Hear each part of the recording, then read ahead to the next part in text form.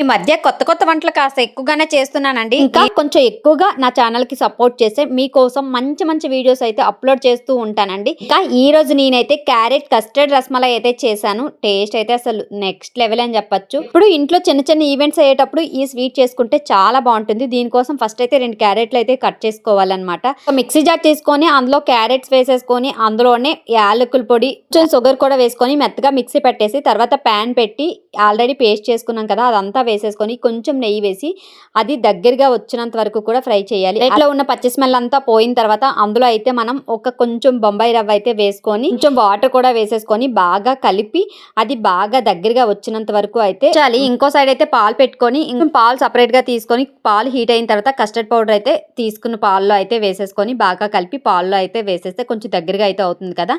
తర్వాత అయితే ఆల్రెడీ మనం క్యారెట్ ప్యూరీ పెట్టుకున్నాం కదా దాన్ని అయితే నెయ్యి రాసుకొని ఉండలుగా చుట్టుకొని అందులో వేసేసి పైన బాదంతో గార్నిష్ చేసేస్తే రెసిపీ రెడీ. ప్లీజ్ సబ్స్క్రైబ్ చేసుకోండి. Bye bye.